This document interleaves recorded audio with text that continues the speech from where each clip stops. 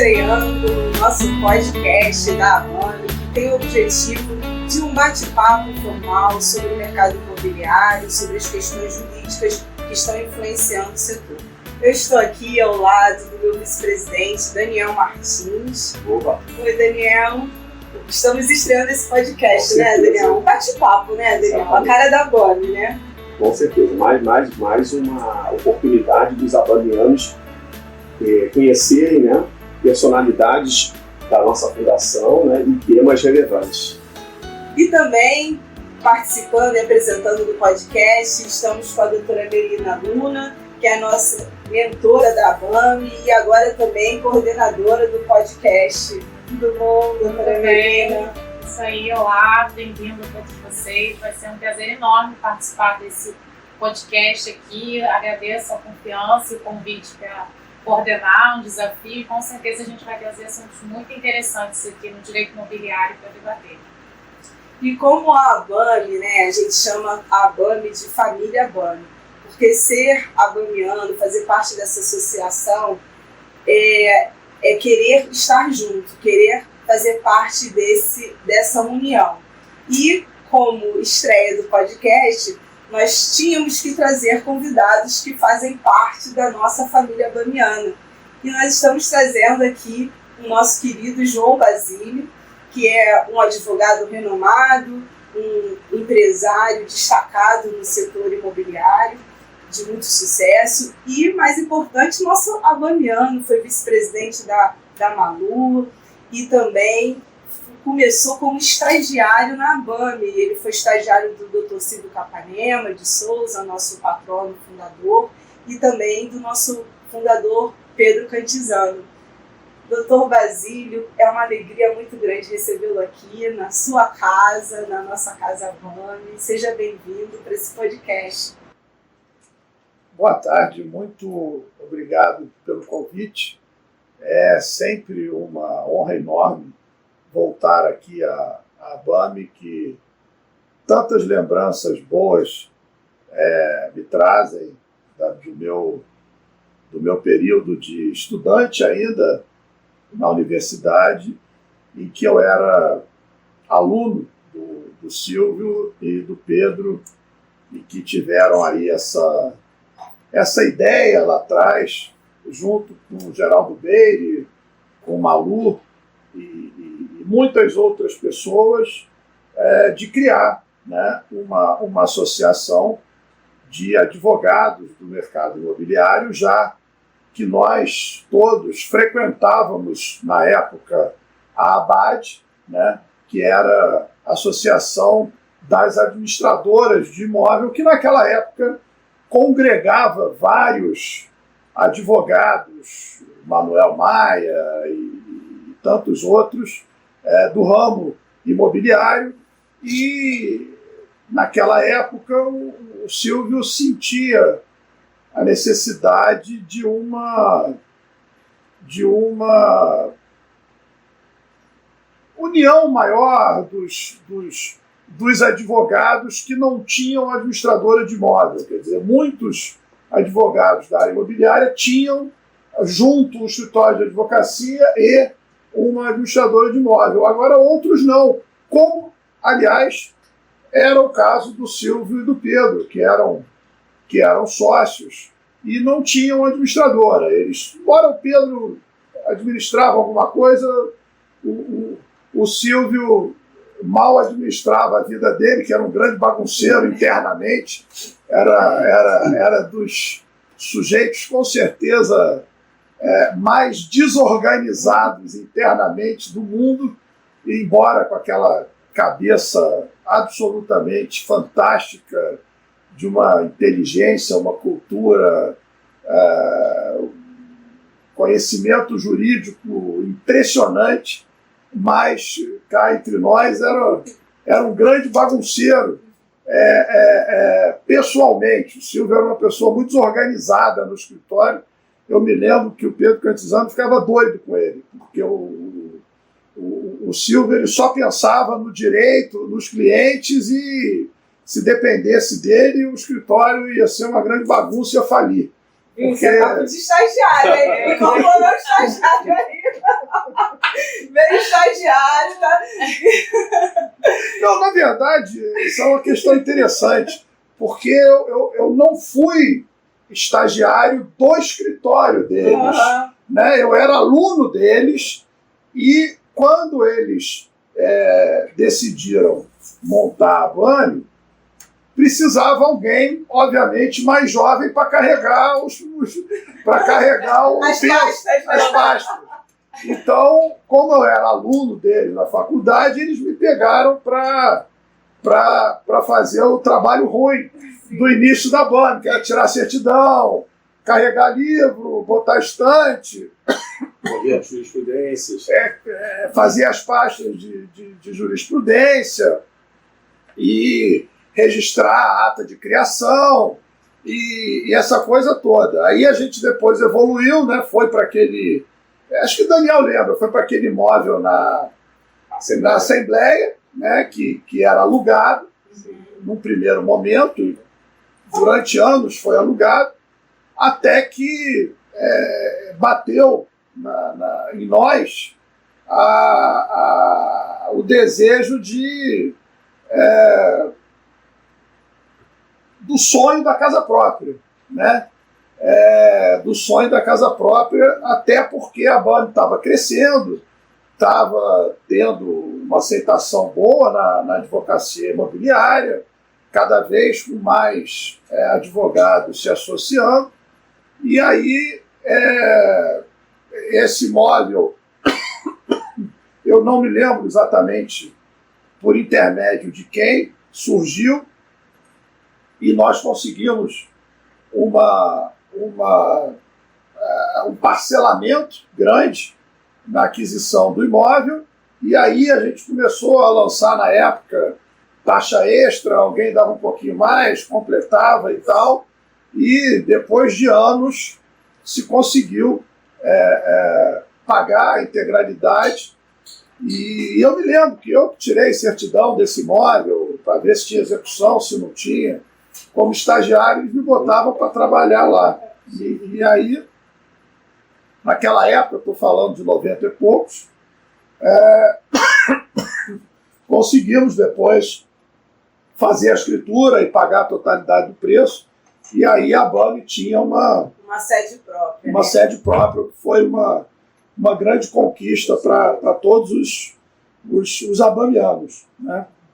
E até porque, né, João, isso eu acho que foi algo que a Abame manteve até hoje, que foi esse encontro de advogados militantes. Porque embora a casa, e aí, assim, o que é mais interessante na nossa instituição é que além dela unir esses advogados militantes, que a gente diz que é o advogado do dia a dia, o advogado que está no fórum, a gente também recebe na nossa casa grandes empresários como você, que eu sei também que você é militante, você está sempre à frente das suas ações, dos seus processos, mas a gente recebe advogados renomados, recebe desembargadores, juízes, a magistratura também, como nós temos vários associados da Abame, como o Instituto de Magistrados do Brasil, como temos o Instituto de Advogados Brasileiros, que é o IAB, e muitos outros. Então, acaba que a Abame acaba sendo essa mesa redonda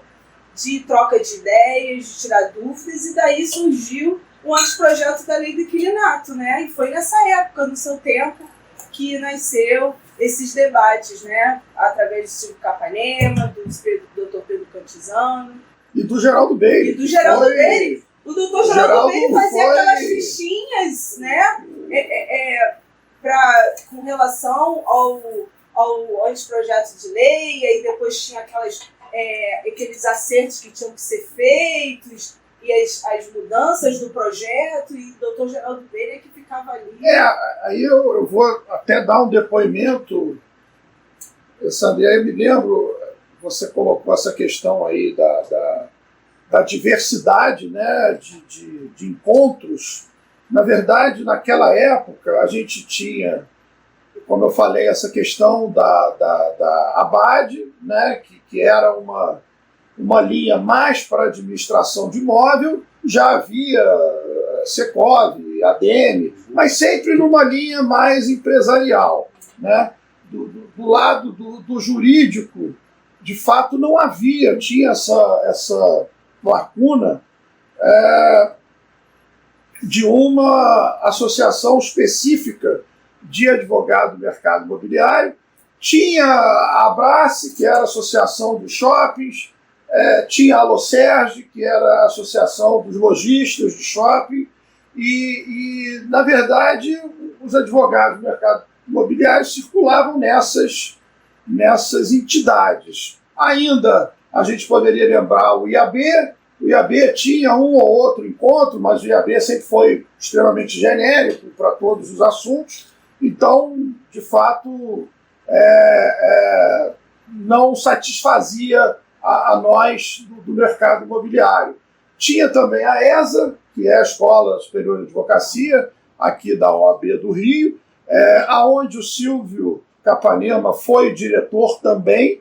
Então, eu acho acho não, tenho certeza, porque por acaso testemunhei essa época. Eu tenho a lembrança de que a ABAME era um misto disso, né? Quer dizer, a ABAME era um braço de administradora dos advogados da área de ABAD, de Secov, de ADM, um pouquinho de IAB, um pouquinho de ESA, e aí sim se criou essa ideia, né, de congregar numa entidade os advogados do mercado imobiliário para estudar os temas ligados ao direito imobiliário e não ao mundo imobiliário empresarial, né?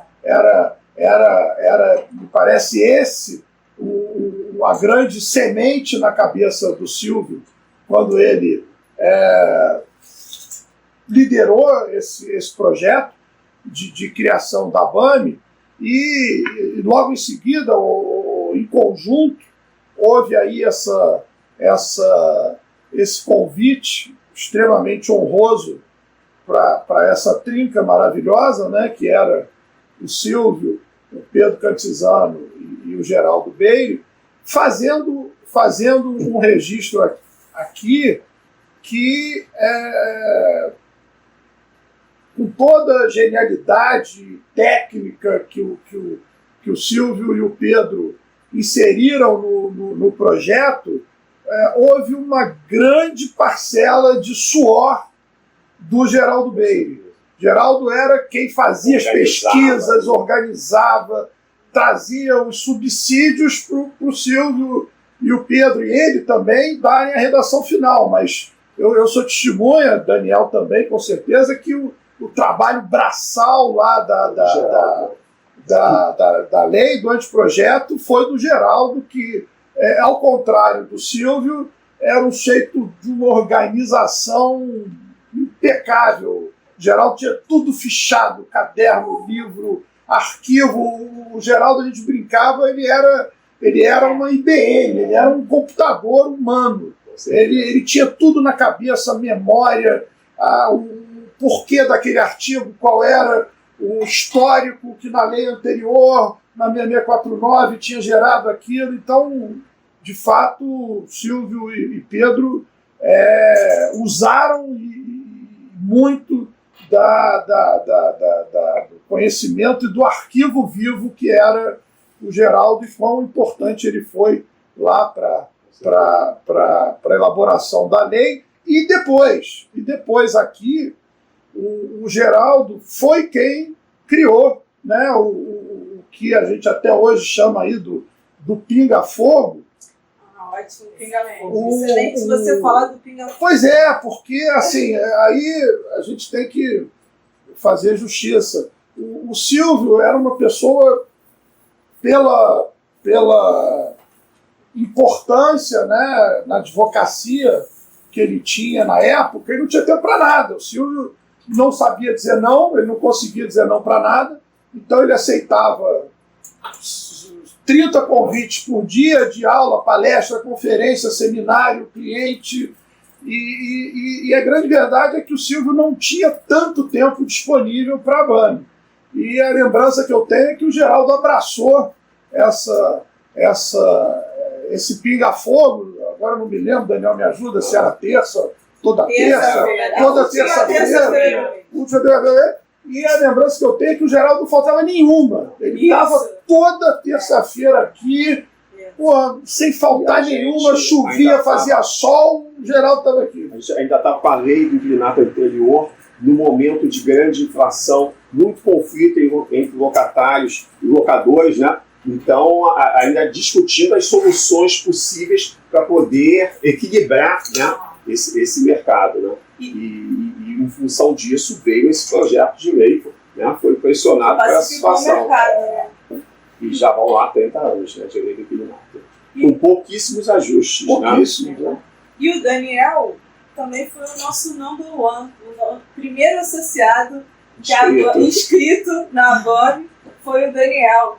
E legal você ter dito, João, referente ao pinga-fogo, sabe? E é bom a gente estar lembrando dessa história da ABAME, porque é uma instituição de 33 anos, né? Então ela tem história. A história faz parte não só da instituição, mas também da vida dos advogados que passaram por ela, que permanecem nela. E a nossa gestão hoje, ela tem um desafio muito grande, que é pegar tudo que deu certo na ABAME, que dá certo na ABAME, e levar para as futuras gerações do direito. E num momento de transição que a gente veio de uma Covid, de uma pandemia, em que tudo ficou novo para todo mundo, né? A gente está redescobrindo fazer eventos, redescobrindo um novo caminho para todas as instituições. E assim também está sendo com a ABAME. Inclusive, esse podcast que a gente está estreando aqui hoje é também uma novidade, é também um recomeço, né? E aí eu pergunto a você, do pinga-fogo, sempre que a gente vai nos eventos, a ABAME tem ido a eventos em Búzios, tem feito a ABAME itinerante, visitado algumas cidades, e a gente tem trazido o pinga-fogo, e todo mundo fica curioso com esse nome pinga-fogo. E eu acho interessante que a ABAME ela tem essa criatividade, né? Porque a gente era uma instituição de gênios, né? Se ficar palhando era um gênio, Pedro Condição outro gênio, né? Mas não são só eles, né? Nós tivemos vários gênios que passaram aqui pela ABAME. Estamos falando dos principais fundadores, mas nós tivemos outros fundadores, como eu já citei, a Malu, também a Fátima Santoro, que é a nossa atual diretora jurídica e pedagógica. E aí, mas o pinga-fogo é sempre uma curiosidade para todo mundo, e eu assim, sempre quis preservar, né, esse nome, porque eu acho que é um nome que faz parte da história, e os gênios criam esses nomes. E o pinga-fogo é o debate de ideias, né? O doutor Pedro Cantis, o doutor Geraldo Beire montava uma banca de advogados para tirar as dúvidas dos associados. Exatamente. Não é isso? Exatamente. Fazendo justiça aqui, Alessandra, já que você comentou, Daniel com certeza vai concordar, boa parte do sucesso da ABAME começou, né, na criação desses 3 medalhões, né, do Silvio, Pedro e Geraldo Beire, mas, justiça seja feita, 2 mulheres levaram isso aqui nos ombros, né, que foi a Malu e depois a Fátima.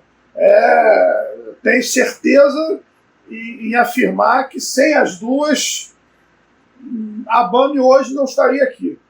Com certeza. E fazem até hoje. A Malu e a Fátima foram pessoas assim de uma dedicação impressionante à causa da ABAME. Elas, durante muitos anos, carregaram a ABAME nas costas, com muita dificuldade. Teve época, né, Daniel, que crise financeira, poucos associados, e eu me lembro, a Malu passava o Pires, a gente dava um dinheiro, fazia uma doação para fechar a conta, que não pagava o aluguel do espaço lá da Rua da Assembleia, e aí, junto com isso, a Fátima também, com aquela capacidade de trabalho da Fátima, que é absolutamente impressionante. Essas duas mulheres aí, isso é bom ter no DNA inicial da ABAME, já tinha aí uma participação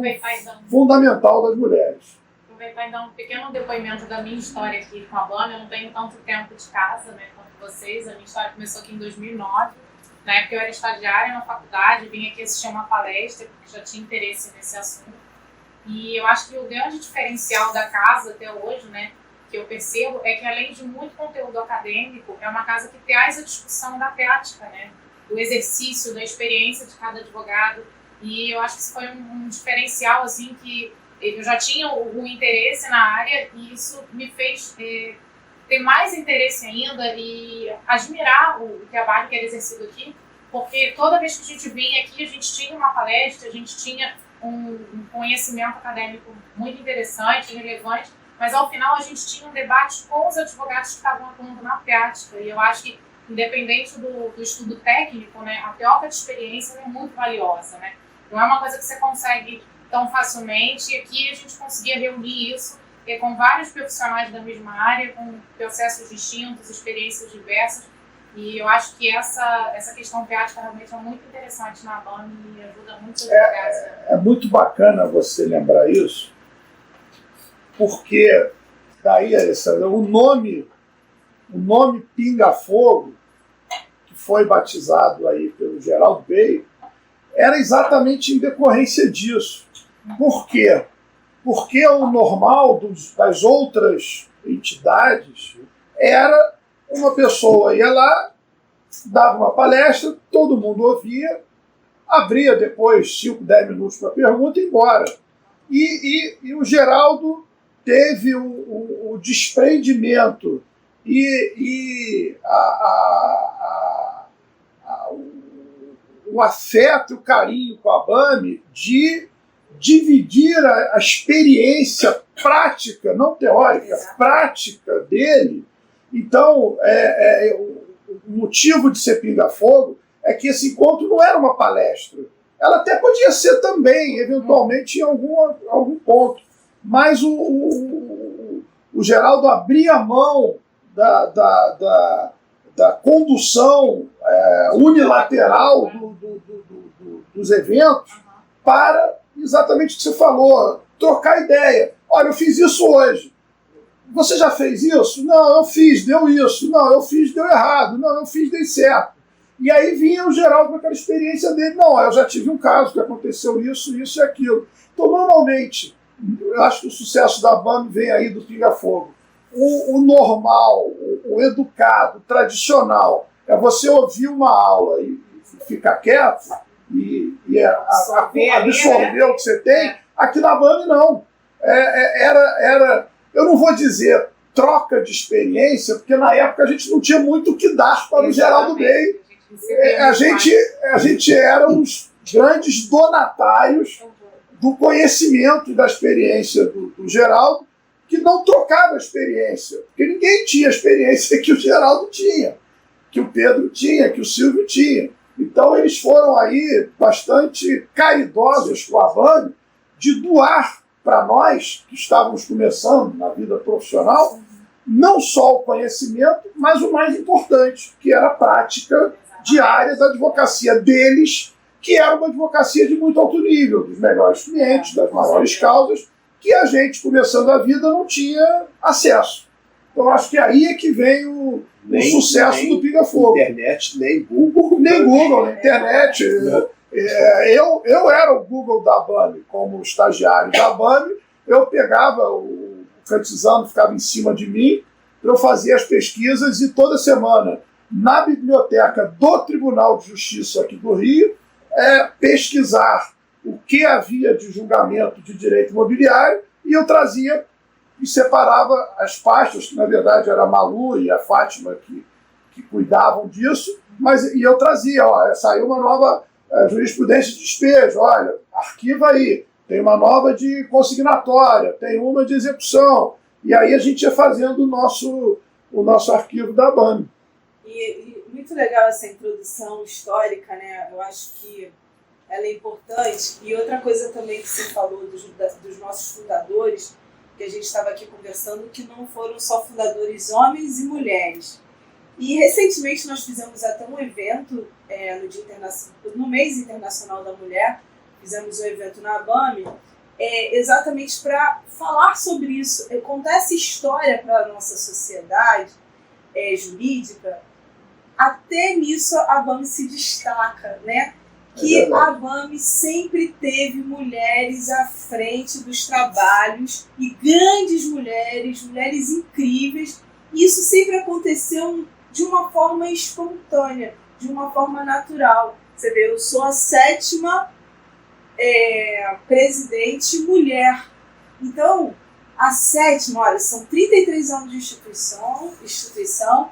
Então, a paridade em termos de gestão na ABAME sempre aconteceu e aconteceu espontaneamente, né? Então, nós tivemos homens e tivemos mulheres. E desde 1989 que a ABAME já funciona assim e isso dá muito certo, né? E dá muito certo. E hoje... E em cargos de direção, não é a mulher, a mulher nos cargos mais importantes. Né? Exatamente. Então, assim, isso realmente é algo a se destacar da nossa instituição, que eu acho que dá muito certo. Mas, doutor João Basílio, agora já que a gente falou dos nossos baluartes, né, a gente tem que falar dos sucessores. E você veio aqui para trabalhar, para fazer parte, você é parte dessa sucessão, você agora não é mais aquele estagiário, você agora é um advogado renomado, agora é para você que a gente faz as perguntas, agora é você que tem que vir para trás do balcão do Pinga-Fogo para fazer valer a história dos nossos fundadores. E o tema que a gente traz aqui para você hoje é um tema que está na moda, né, nos nossos tribunais, que é recuperação judicial. Então, a gente verifica que as pessoas, os próprios advogados, têm muita dúvida sobre recuperação judicial, ainda há aqueles que têm uma dificuldade de entender a diferença entre a recuperação judicial e a falência, e a gente sabe que tem uma diferença enorme entre uma e outra. Então, fala um pouco, resumidamente, para a gente, o que vem a ser recuperação judicial, qual o seu propósito e a diferença dela para a falência. Infelizmente, né, Alessandra, esse assunto está na moda, né? Infelizmente, porque a recuperação judicial de uma empresa ela decorre das dificuldades que a empresa encontra em manter os seus compromissos em dia e acaba tendo que recorrer a esse expediente judicial, que nada mais é do que uma reorganização da empresa para que, criando um armistício temporário com os seus credores, de 180 dias prorrogável por mais 180, com que o seu patrimônio não possa ser acionado pelos seus credores, ela possa, então, nesse processo de reorganização, apresentar um plano de soerguimento da empresa em que ela alonga normalmente as suas dívidas e, geralmente, negocia com seus credores um prazo maior e um desconto em relação aos seus compromissos, às suas dívidas, né? A recuperação judicial ela difere da falência porque na falência a empresa tenta se recuperar e não consegue.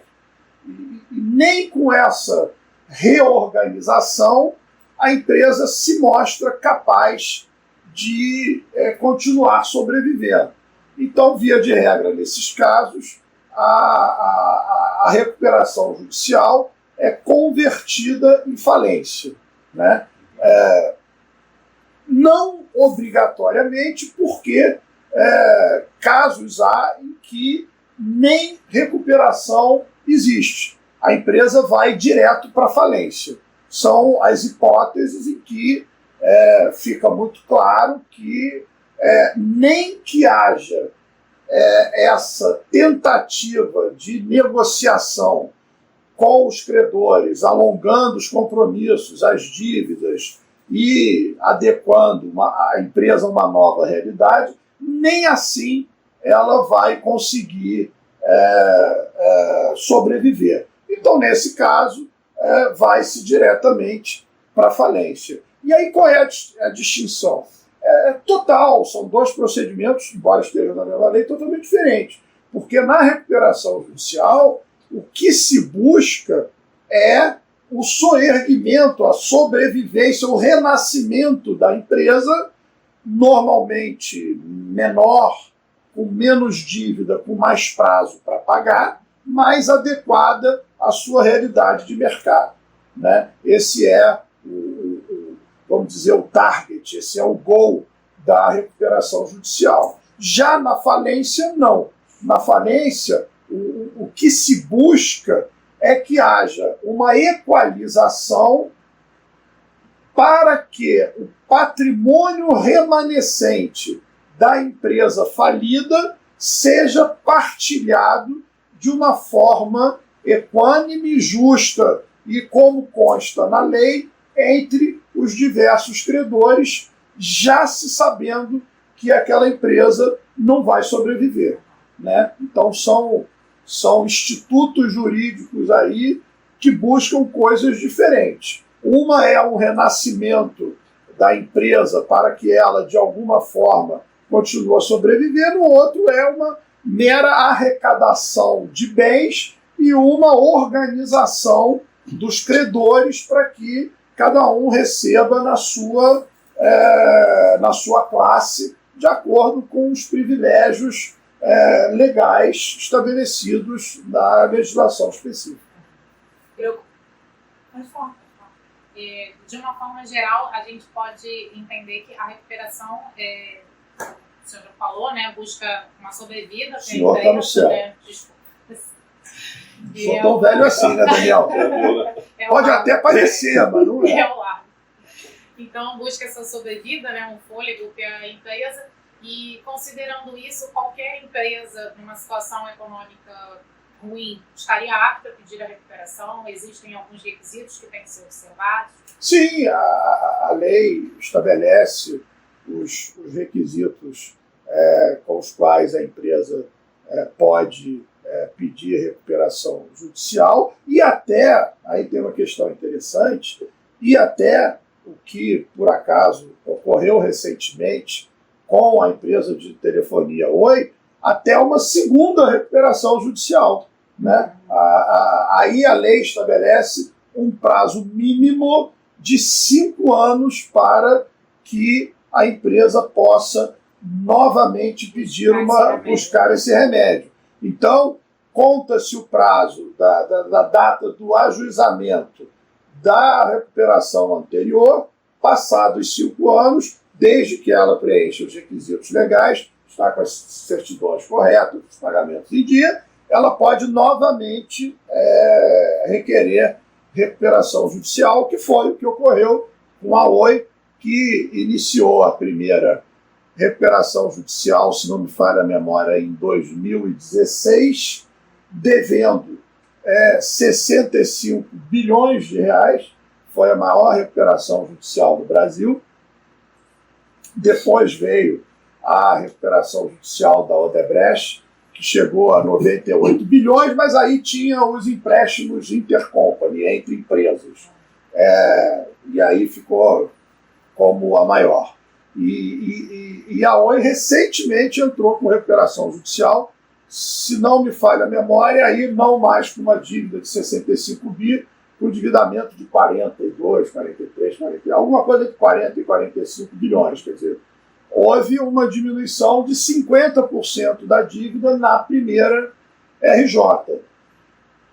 E não bastou, né? Infelizmente, ela novamente teve que recorrer a esse expediente e já ingressou, já foi deferida o processamento da RJ e o que se espera é que ela saia viva dessa segunda aí tentativa de reorganização interna e negociação com os credores. E já que você está falando de credores, como ficam os credores na recuperação judicial? Que é uma das questões que a gente mais tem dúvida nessa questão da situação dos credores. Alessandra, o que acontece? Obviamente, um credor de uma empresa em recuperação judicial,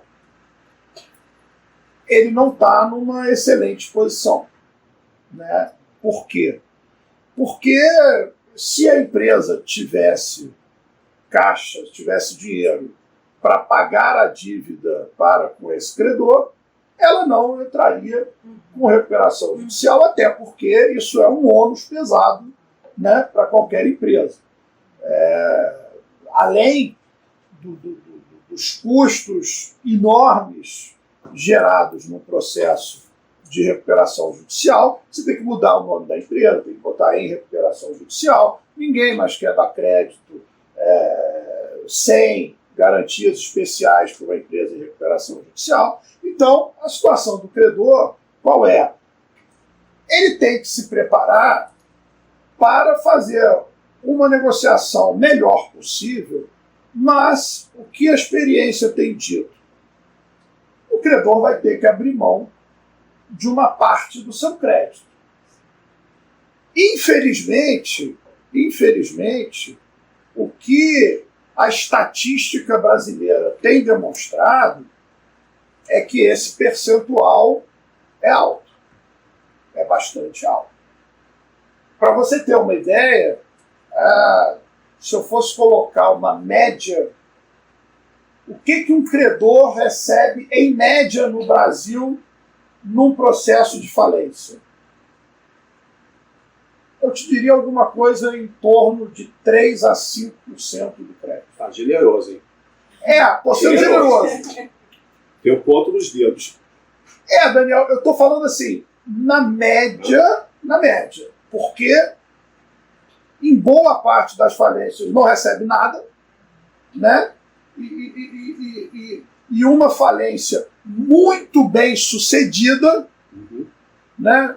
Acho que você me corrigiu aí com toda razão, numa falência muito bem sucedida, alguma coisa em torno de 3 a 5%. Né? Já numa só para terminar o raciocínio, já numa recuperação judicial, a gente poderia falar aí alguma coisa em torno de 10 a 20%. Isso, porque a empresa recuperou, né? Então, o que a gente chama de haircut, quer dizer, o corte da dívida, em média no MRJ é alguma coisa em torno de 80 a 90. Em média, pode ser mais, pode ser menos. Ou seja, muito superior à de uma falência. Que é das lojas americanas. O Daniel ia fazer essa pergunta. A loja americana me emociona essa recuperação judicial. Eu estou torcendo muito que isso dê certo. Primeiro, pelas centenas ou milhares de funcionários, né, que vão sofrer com isso. Né? Segundo, porque eu comentei que a loja americana do Passeio, onde a antiga Mesbla, fechou. Né? Na época da Mesbla eu chorei. E eu sei que foi uma recuperação judicial boa, que eles honraram com os compromissos, acabou não indo à frente, né? Eu tive conhecimento na época. E porque quando eu era criança, todo ano minha mãe me levava para a sessão de brinquedos da Mesbla, para a gente escolher o presente de Natal. Então aquele era o meu parque de diversão. Aí a Mesbla fechou, já era adulto, chorei. Quando abriu a loja americana, eles fizeram a mesma disposição. E agora tem 1 ou 2 semanas que fechou a parte grande da loja americana, exatamente onde era a Mesbla, né? E fecharam outras lojas também. E é lógico, a gente sente muito, porque primeiro que é um comércio excelente, né? Quem não compra na loja americana, né? E segundo, pelos funcionários, né? Pelo impacto social que isso tem. Algumas lojas, lógico, das lojas são alugadas, né?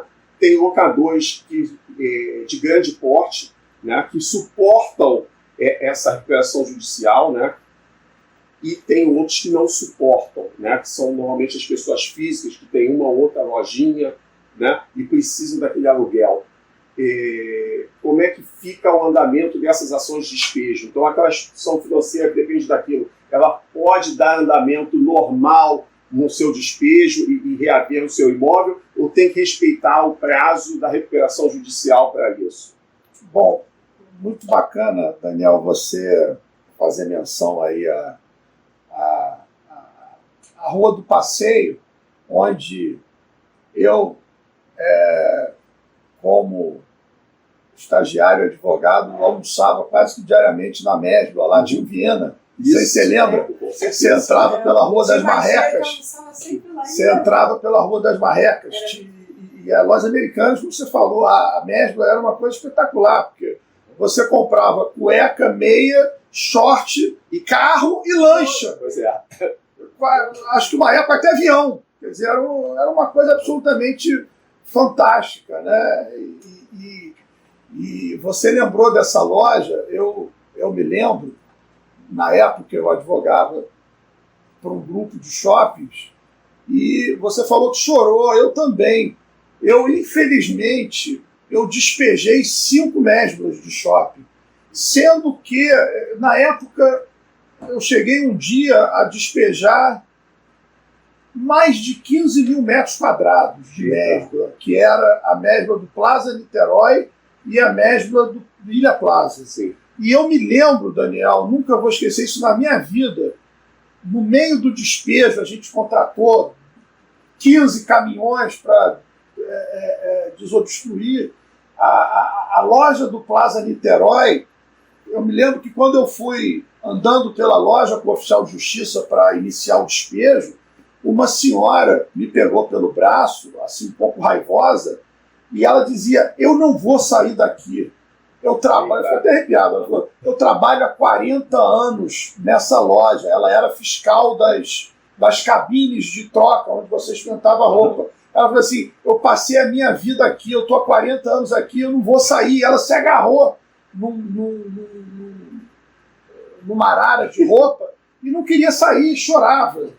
Quer dizer, foi uma coisa absolutamente triste, né? E depois eu me lembro que no dia seguinte eu fui finalizar o despejo da Mesbla do Ilha Plaza. Para vocês terem uma ideia, a loja era tão grande que tinha uma rádio interna, a Rádio Mesbla. Era um imóvel, um quarto desse tamanho, todo acústico, com um aparelho de som, parecia uma som livre da vida. Era a Rádio Mesbla, que ela comandava lá para programação para todas as lojas e tal. E eu me lembro despejando a Rádio Mesbla de dentro da Mesbla do Ilha Plaza. E aí você falou da Loja do Passeio, uma questão interessante, porque quem conduziu esse processo na época não era falência, não era recuperação judicial, ainda era concordata, foi o Zé Paulo Amaral, que foi presidente das Lojas Americanas.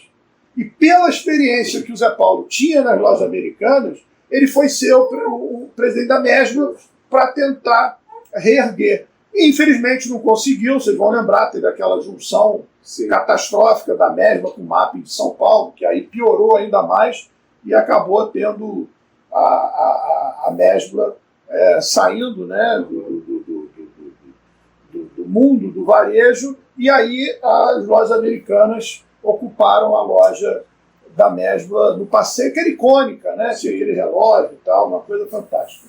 Enfim, tudo isso para dizer, eu não posso dar um detalhe ou outro específico do caso Americanas, porque nós estamos atuando diretamente como advogado das Lojas Americanas. Mas uma coisa que a gente tem enfrentado, que é uma questão bastante interessante, me parece, é o posicionamento do Superior Tribunal de Justiça hoje. O que acontece? Em regra geral, o que a jurisprudência do STJ diz? A ação de despejo por falta de pagamento, ela é uma ação considerada ilíquida, portanto, ela não se subsume aos efeitos do stay period. Dos 180, ela não se suspende nos 180 dias de proteção da lei de recuperação judicial. Então, o locador que queira, ele pode ingressar com uma ação judicial de despejo por falta de pagamento, que, entende o STJ, não é suspensa e não é atraída para o juízo universal da recuperação judicial. Então, a gente chega aí a uma primeira conclusão de que o locador está protegido, se desejar, ele está protegido das consequências ruinosas de uma recuperação judicial, né? Então, para o locador, não é o final do mundo. Ele não precisa guardar. Ele não precisa guardar. Do plano, ele pode iniciar a ação. Ele pode iniciar a ação de despejo, ele só não vai poder executar os aluguéis ditos concursais, que são os anteriores à data do ajuizamento da ação de recuperação judicial. Com relação aos aluguéis posteriores ao ajuizamento da ação de despejo, ainda que já em recuperação judicial, ele pode, esse crédito é considerado extraconcursal. O credor, o devedor, a recuperanda, ela é obrigada a continuar pagando aluguel, condomínio, IPTU, e se não pagar vai ser despejado. Entendi. Então, assim, a conclusão que a gente chega é que a lei de recuperação judicial, para o locador, ela não é o pior dos mundos. Entendo. Ela é uma possibilidade, como você disse, não é obrigatório. Você vai acabar conseguindo, em regra geral, despejar. Agora, a lei, no meu modo de sentir pessoal, tem um problema sério, que é o seguinte: a empresa que entra em RJ, mesmo que ela queira, ela não pode pagar o aluguel anterior à data do ajuizamento, porque essa dívida é considerada concursal. Uhum. E essa dívida vai ser sujeita, esse aluguel atrasado, vai ser sujeito a uma novação decorrente da futura aprovação do plano de recuperação judicial. Normalmente com um deságio grande e com prazo estendido, elástico, para pagar. Mesmo que o locatário, a recuperanda, queira pagar, ela não pode. Porque isso é crime falimentar. Você estaria privilegiando um credor, que é o seu locador, em detrimento de um outro credor, seja ele fornecedor, banco, financiador, quem for. Então a lei, ela de certa forma engessa o recuperando locatário, que mesmo que queira pagar não pode. Perde a possibilidade de purgar a mora, se for o caso. Sim. Ele pode purgar a mora para frente. O extra concursal. Sim. O concursal, o aluguel para trás, ele não pode, senão ele vai preso. E aí é crime. Entendi. Então, a grande verdade é que o locador fica numa situação boa. O locatário não. As empresas, né, a gente vê um caso de despejo, mas as empresas muitas vezes são locadoras também, né? Então, nós passamos um período de pandemia, né, que algumas empresas estavam em recuperação judicial, né, eram locadoras de imóveis que não puderam pagar, né, e muitos desses imóveis não pediam desconto, pediam carência de aluguéis, tipo uma loja comercial que é um restaurante. Na época da pandemia, ela não pedia desconto. Eu preciso, ou você me dá carência, eu te devolvo. Tá. A empresa em recuperação judicial, ela tem autonomia para dar desconto, para dar carência numa situação dessas? Boa pergunta, Daniel. Olha só, a empresa em recuperação judicial, ela continua sendo gerida, né, pelos seus gestores nomeados, ou regularmente nomeados, mas ela passa a ser fiscalizada pelo administrador judicial. Então, assim, atos da vida Tem que prestar conta com o fiscal. atos da vida comum de uma empresa, o management, a diretoria, eles têm o direito de continuar praticando.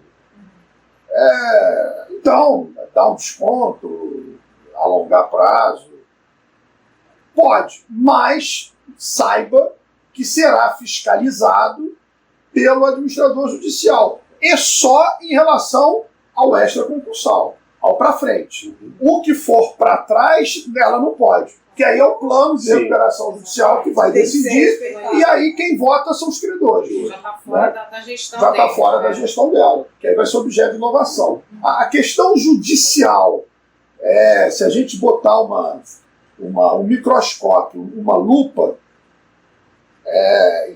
e for ali discutir com profundidade a questão jurídica, o que não me parece muito justo nem razoável pela lei, obrigatoriamente, a dívida anterior à RJ ela vai ser novada. Né? Sim.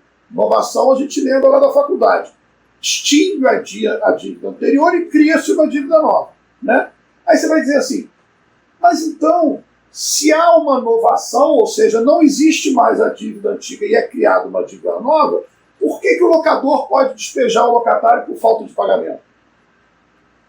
Porque o locatário vai dizer o seguinte, eu não estou embora. Eu não estou embora porque se eu quiser pagar, eu não posso. E essa dívida não existe mais. Ela vai ser objeto de uma novação e eu vou te pagar em 5 anos com deságio de 80%, mas eu não posso te pagar diferente disso, nem que eu queira, nem que eu tenha caixa. Então, me parece que é uma situação um pouco injusta para o recuperando locatário que vai ser despejado, mesmo que ele queira pagar e não pode. Principalmente se ele depende daquele imóvel, até para poder... para poder recuperar. Gente, olha só, vocês duas, para variar, Daniel tá aí, a BAME, que há 33 anos tem a sua raiz do sucesso em razão dos altos cargos de direção femininos, Pois é. você vê que depois de 33 anos continua a mesma coisa. Né? Isso aí. Vocês estragaram a minha festa. Eu ia deixar para o final, para aquela chave de ouro, o último capítulo da novela, vocês estragaram a minha surpresa. E vocês foram no ponto fundamental aí, que eu acho que o STJ precisa revisitar e olhar novamente, que e quando esse imóvel ele é essencial ao soerguimento da empresa. Se eu despejo, se eu não posso pagar, eu vou ser despejado. Eu não faturo mais, eu não posso pagar o plano. Então, vocês tocaram no ponto mais importante que hoje está sendo discutido na STJ. Tudo bem, a regra geral é que pode despejar. Mas e no caso do imóvel essencial à atividade da empresa? Será que ainda assim pode despejar? Então vamos deixar essa questão no ar, porque aí a gente abre uma palestra para falar sobre isso. Não. Você pode abrir o que você quiser, porque nem o STJ sabe o que fazer com isso.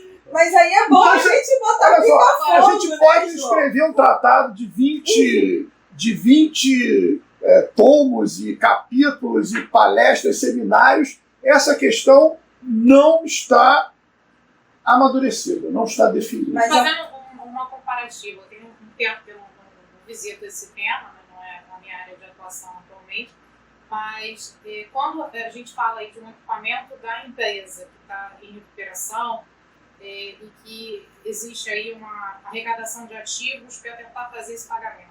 Os equipamentos que são essenciais às atividades, eles são preservados. Pela né? lei, sim.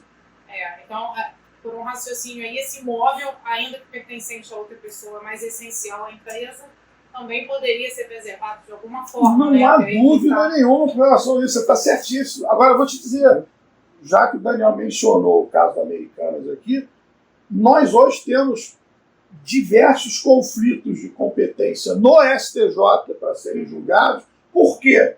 Porque o locador, o shopping ou a loja de rua entra lá despejando a Americana. Aí eu digo, meu amigo, desculpa, eu não posso pagar, porque essa dívida é concursal, se eu te pagar eu vou preso. Aí o juiz diz assim, o senhor não vai pagar, então você vai ser despejado. Aí eu vou no juiz da recuperação e digo, excelência, eu sou empresa de varejo, eu não posso ser despejado, essa loja é essencial para mim. Aí o juiz da RJ diz assim, doutor, o senhor tem toda a razão, realmente. Oficia lá o juiz para dizer que não pode despejar. O que o juiz faz? Quero nem saber. Decreto despejo. O que sobra para você fazer? Recorre, o tribunal mantém, conflito de competência no STJ.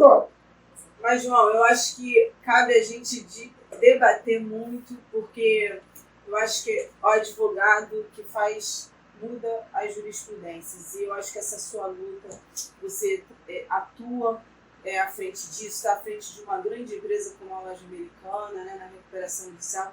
A sociedade, de um modo geral, tem que entender que a recuperação judicial faz bem para a economia do país, para que as coisas aconteçam. A gente tem que querer que as empresas como a Loja Americana e outras sobrevivam, porque elas são geradoras de emprego, mas infelizmente o nosso tempo acabou.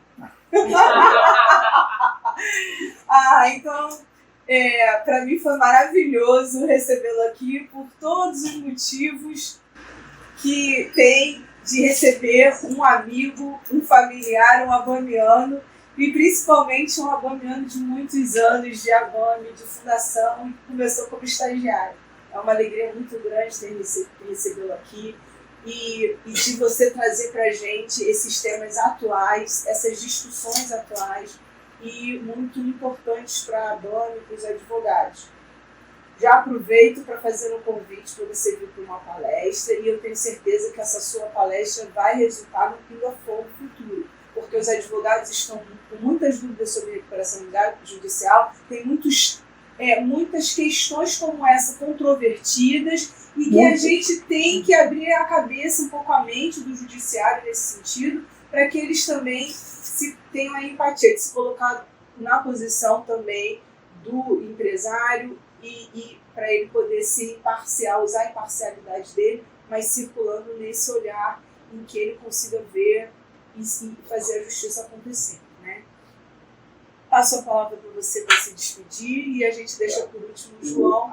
O leque da ABAME é justamente esse, né? Há 30 anos atrás, a gente nunca discutiu na ABAME, na ABAD, né? No auditório da ABAD, da ABAME, recuperação judicial, né? Porque o nosso foco era os aluguéis, a inflação, os planos econômicos. Então, hoje, a ABAME, ela entra em todas as áreas. E todas as áreas têm, na maioria das vezes, o bem maior, o imóvel, né? Ou na condição de proprietário, ou na condição de inquilino, né? Então, inclusive na recuperação judicial, né? A gente precisa fazer uma comissão de recuperação judicial. Recuperação judicial, é verdade. Exatamente, na mesma linha, Daniel, você vai lembrar bem, lembra o Plano Real, quer dizer, sim, quando a gente começou a se debruçar, né, nos efeitos do Plano Real sobre as locações, a gente fazia milhares de encontros aqui na ABAME, né, a questão da CRV, da conversão, contrato com vencimento, com data de reajuste no meio do período de março de 2004, 2004, da implantação do Plano Real, enfim, a gente se preocupava com a inflação. A inflação de 80% ao mês. Chegamos a ter 82% em março de novembro, né? Com o Collor. Então, sim, realmente, os problemas vão mudando, o foco vai mudando. Então, eu agradeço demais aqui. Como bom estagiário que fui, já entendi a ordem da nossa presidente, acabou, não podemos falar mais, mas então, com certeza, fica aí a minha disponibilidade total para a gente marcar um pinga-fogo, uma conversa sobre essas questões novas que realmente são bastante desafiadoras, e agradeço demais aí a esse retorno. Mais uma vez aí a ABAME, muito feliz em participar desse podcast. Muito obrigado a vocês. Obrigado a você.